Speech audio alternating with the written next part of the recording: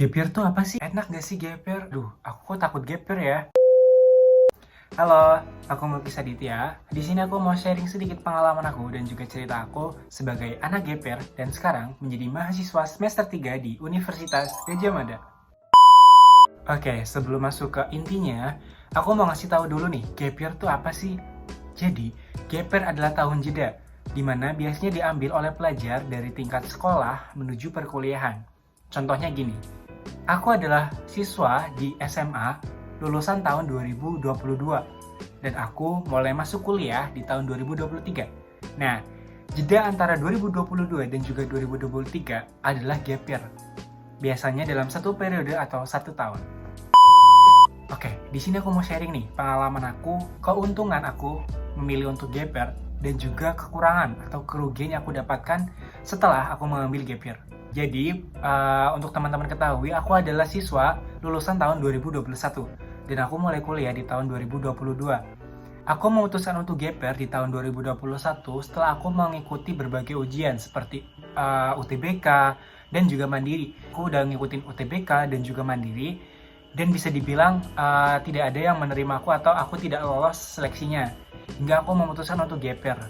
Dan pada tahun 2022, aku mengikuti lagi UTBK dan juga mandiri. Dan itu adalah tahun kedua aku di mana setelah 1 tahun gap year. Selama aku gap year 1 tahun, apa sih yang aku dapat?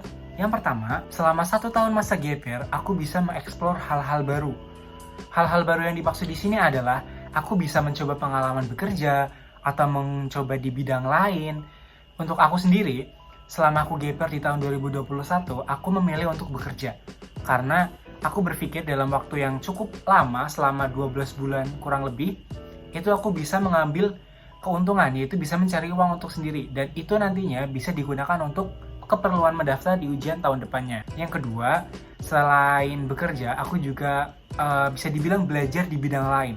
Pada saat itu, aku belajar di bidang AR atau bisa dibilang filter Instagram. Aku sempat mempelajari dari dasar hingga sampai di komunitasnya dan juga sampai sekarang masih ada komunitasnya, tetapi tidak sesering dulu pas aku masih gap year karena kesibukannya udah beda. Selain dari bisa mencoba hal-hal baru, teman-teman juga bisa dapat yang namanya persiapan lebih gitu.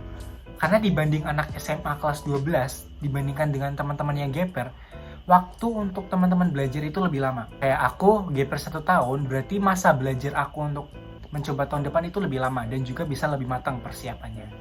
Oke, selanjutnya yang ketiga adalah teman-teman bisa lebih sadar atau bisa dibilang refleksi diri. Teman-teman bisa merenungi atau bisa ya mengingat-ingat apa sih bidang teman-teman yang sebenarnya gitu. Karena selama 1 tahun itu teman-teman waktu yang cukup lama untuk bisa mengetahui apa sih atau siapa sih diri teman-teman, dan nantinya pada saat tahun depannya saat mendaftar itu teman-teman bisa lebih matang dalam memilih jurusan atau universitas yang teman-teman pilih. Selain itu juga pada saat aku bekerja, tujuan aku bekerja itu yang pertama adalah satu, tentunya uang. Uangnya itu untuk apa? Aku berpikir untuk pendaftaran aku sendiri di tahun depan. Karena aku udah persiapan mau daftar UTBK mandiri di beberapa kampus, itu juga memerlukan uang. Belum juga akomodasi dari rumah aku ke kampus itu bisa dibilang berbeda kota, jadi perlu menginap gitu ya. Dan juga pada saat itu aku bersama teman-teman aku nggak sendiri, jadi support sistemnya tuh lebih dapet.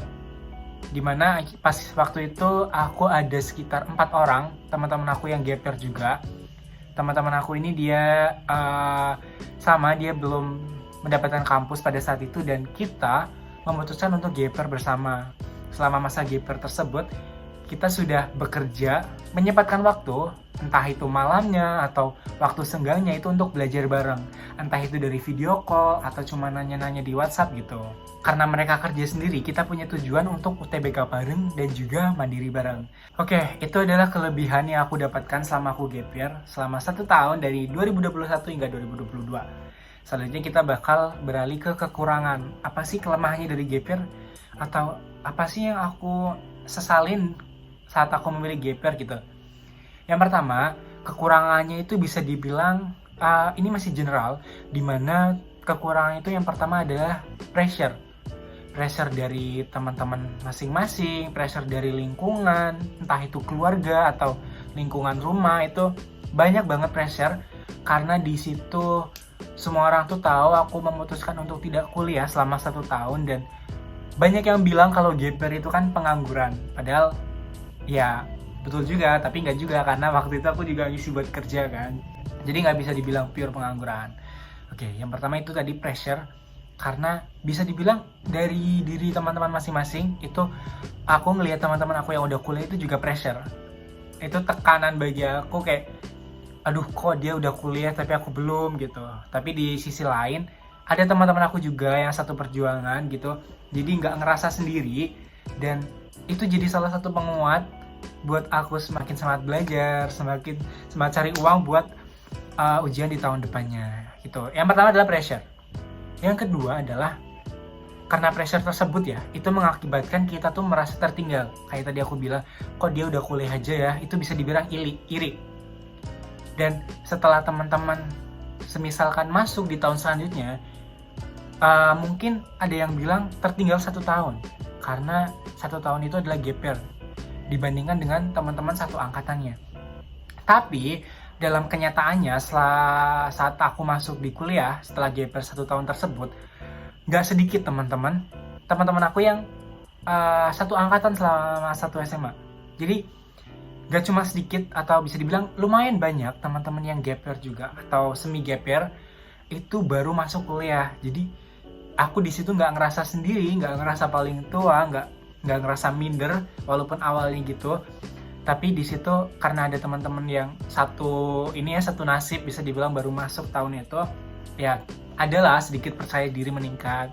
Selanjutnya udah sih selama aku gap year gitu ya, dan hingga aku kuliah di semester 3, aku nggak ngerasain kekurangan apapun karena aku enjoy dalam menjalani gap year tersebut.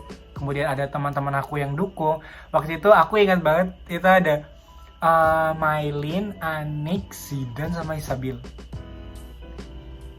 Ya itu yang beneran gap year.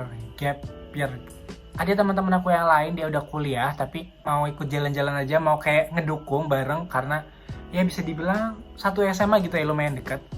Dan 4 orang ini UTBK bareng, mandiri bareng, dan itu bisa jadi hal yang menguatkan teman-teman atau aku sendiri selama gap year.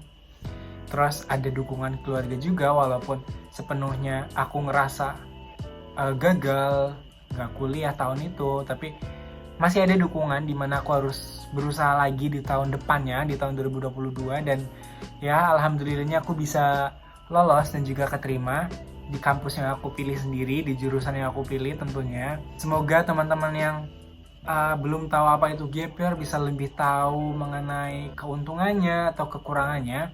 Dan buat teman-teman yang saat ini mengambil keputusan untuk gap year, harus tetap semangat, karena ada alasan kenapa kalian diberikan takdir yang seperti ini, atau kenapa belum kuliah. Dan teman-teman harus tetap semangat, harus tetap berusaha menggapai impian atau apa yang teman-teman inginkan gitu. Cukup sekian dari aku, semoga bisa membantu teman-teman, dan semoga dengan adanya ini makin sedikit orang yang berpandangan kalau gap year itu pengangguran. Walaupun benar, tapi itu nggak 100% benar, karena itu tergantung individu masing-masing, dia mau beneran nganggur atau mau dimanfaatin untuk hal lain. Oke, terima kasih dan sampai jumpa di video selanjutnya.